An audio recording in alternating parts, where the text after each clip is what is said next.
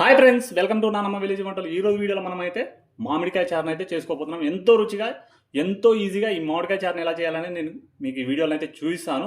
చాలా చాలా రుచిగా ఉంటుంది. ఈ వేసవిలో అయితే పిల్లలు కావచ్చు, ముసలోళ్ళకి కావచ్చు, అలాగే సోరోళ్ళకి కావచ్చు. కొన్ని సందర్భాల్లో అయితే ఎంత మంచి వంట వండినా కానీ బాలేదు అని అంటుంటారు. ఏం వేసుకొని తిన్నా కానీ తినబుద్ధి కాదు. మరి ఈ మామిడికాయ చారుని అయితే మీరు నిమిషాలలోనే చాలా ఈజీగా చేసేసేసి తిన్నారంటే మాత్రం మీరైతే ఎంత తిన్నా వద్దని అయితే అన్నారు. చాలా చాలా రుచిగా చేసుకోవచ్చు. ఎలా చేసుకోవాలనేది ఈ వీడియోలో అయితే చూపిస్తాను. ఇక లేట్ చేయకుండా అయితే వీడియోలోకి వెళ్ళిపోతాం. వీడియో చూసిన ప్రతి ఒక్కరైతే ఈ వీడియోకి అయితే ఒక లైక్ అయితే కొట్టండి. మరెన్నో రుచికరమైన వంటల కోసం నా ఛానల్ని అయితే సబ్స్క్రైబ్ అయితే చేసేయండి. నేనైతే ఇక్కడైతే 2 మామిడికాయలను అయితే ఆల్రెడీ అయితే తీసుకొని శుభ్రంగా కడిగేసేసి ఉడకబెట్టుకున్నాను. వీడియో అనేది లెంత్ అవుతుంది అనేసి ఉడకబెట్టుకొనేసేసి మనం అయితే ఈ పై తోడుక తీసేసేసి మెత్తగానైతే ఇందులో ఉన్న సారాన్ని మొత్తం అయితే ఈ నీటిలోకి వచ్చేంత వరకు ఈ విధంగానైతే బాగా పిసికేసేసి తీసేయండి. మీకైతే ఎప్పుడు ఏ సమయంలోనైనా సరే, మీకైతే ఏమి తినబుద్ధి కాని సమయంలోనైనా సరే ఈ మామిడికాయ చారుని అయితే మీరైతే నిమిషాలలోనే చాలా చాలా ఈజీగా, చాలా చాలా రుచిగా చేసుకోవచ్చు. మనకు మామిడికాయలు ఉడకబెట్టిన తర్వాత మామిడికాయలోనే సారం అంతా వెళ్ళే వరకు మనం అయితే బాగా పిసికేసేసేసి ఆ మామిడికాయలో ఉన్న పులుపుని, ఆ రుచిని అనేది మనం వాటర్లోకి తీసుకొనేసేసేసి మనమైతే ఉడగట్టుకోవాలి. నేను ఇక్కడ 2 మామిడికాయలు తీసుకొనేసేసి వాటి సారాన్ని మొత్తం వాటర్లోకి అయితే తీసేసుకున్నాను బాగా పిసికి.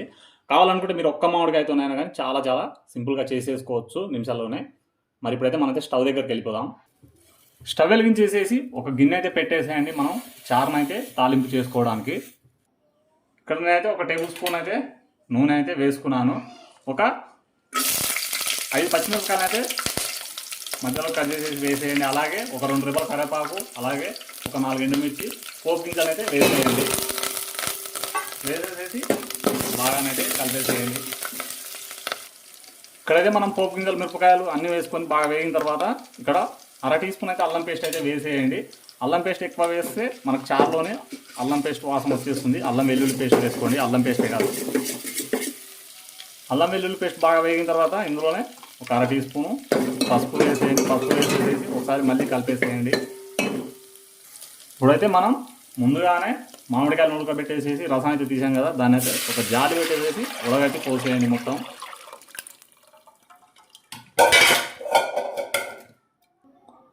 మామిడికాయ రసాన్ని పోసుకున్న తర్వాత ఇందులోనే రుచికి సరిపడనైతే ఉప్పు అయితే వేసేయండి.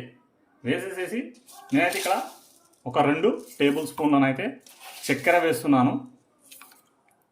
చక్కెర అయితే చాలా చాలా ఇంపార్టెంట్. ఇందులోకి అయితే వేసేసేసి ఇప్పుడు బాగానైతే కలిపేసేయండి. ఒక మసిలితే మనకైతే మామిడికాయ చారు అయితే రెడీ అయిపోతుంది. ఫ్రెండ్స్ చూశారు కదా, మనకైతే మామిడికాయ చారు అయితే రెడీ అయిపోయింది. చాలా చాలా ఈజీగా, చాలా చాలా రుచిగా మీరైతే నిమిషాలలోనే రెడీ చేసుకోవచ్చు. చాలా మందికి అయితే ఇంట్లో ఎన్ని వంటలు ఉన్నా కొన్ని సందర్భాలలో అయితే ఏం తినబుద్ధి కాదు, అలాగే కొన్ని సందర్భాలలో అయితే అసలు అన్నమే తినబుద్ధి కాదు. అలాంటి సమయంలోనైతే మీరైతే ఇలా నిమిషాలలోనే రుచిగానైతే మామిడికాయ చారు చేసుకొని తింటే మీరైతే వద్దన్నా కానీ ఇంకో 4 ముద్దలు ఎక్కువ తింటారు. అంత రుచిగా ఉంటుంది. మరి ఈ మామిడికాయ చారు రెసిపీ మీకు ఎలా అనిపించిందో ఈ వీడియోకి అయితే కామెంట్ చేయండి, లైక్ చేయండి. అలాగే మరెన్నో రుచికరమైన వంటల కోసం మా ఛానల్ అయితే సబ్స్క్రైబ్ అయితే చేసేయండి.